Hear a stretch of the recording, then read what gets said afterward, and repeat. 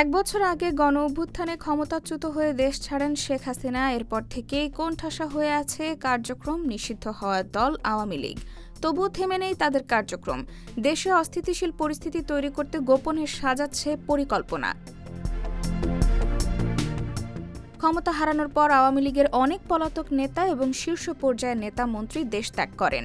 Bharat, London, Kolkata ও দিল্লি সহ বিভিন্ন দেশে অবস্থান নিয়ে তারা দেশের নির্বাচনের প্রক্রিয়া ভণ্ডুলের ষড়যন্ত্রে মগ্ন। ক্ষমতা হারানোর এক বছর পরেও ন্যূনতম অনুশোচনা কিংবা অনুতাপ নেই দলটির, বরং সেই পুরনো ভুল পথেই এখনো চলছে ক্ষমতাচ্যুত দলটি। খোঁজ নিয়ে জানা গেছে, সম্প্রতি কলকাতার বাংলা খাবার রেস্টুরেন্টে বৈঠক করেন দলটির পলাতক নেতারা। সেখানে ত্রয়োদশ জাতীয় সংসদ নির্বাচনের প্রক্রিয়া ভণ্ডুল করার নানা অপতৎপরতা নিয়ে আলোচনা করেন তারা।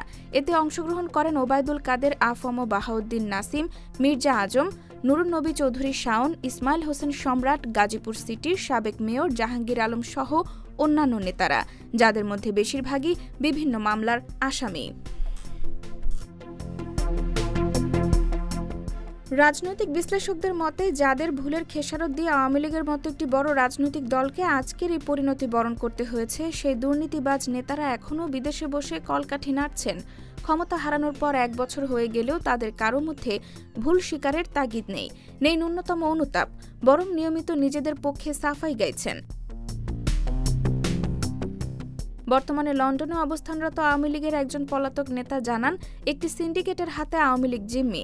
মাঠ পর্যায়ে ত্যাগী নেতাকর্মীদের প্রতি ওই সিন্ডিকেটের কোনো ভাবনা নেই। বিপদের মুখে সাধারণ কর্মীদের মাঠে নামিয়ে দেওয়া হলেও তারা নিরাপদে বিদেশে পরিবার পরিজন নিয়ে সুখে শান্তিতে জীবন কাটাচ্ছেন। পুলিশ সদর দপ্তরের একজন ঊর্ধ্বতন কর্মকর্তা জানান, আইনশৃঙ্খলা বাহিনী এই ষড়যন্ত্র থামাতে সর্বোচ্চ সতর্কতা অবলম্বন করেছে। গোয়েন্দা সংস্থা সামাজিক যোগাযোগ মাধ্যমে নজরদারি বাড়িয়েছে এবং ইতোমধ্যে অনেককে গ্রেফতার করেছে। নিষিদ্ধ ছাত্রলীগ নেতাকর্মীদের প্রশিক্ষণ দেওয়ার অভিযোগে মেজর সাদিকুল ও তার স্ত্রী সুমাইয়া জাফরিনকে আটক করা হয়েছে। পরে সন্ত্রাস বিরোধী আইনে তাদের জিজ্ঞাসাবাদ করা হচ্ছে। IBTV USA, new York.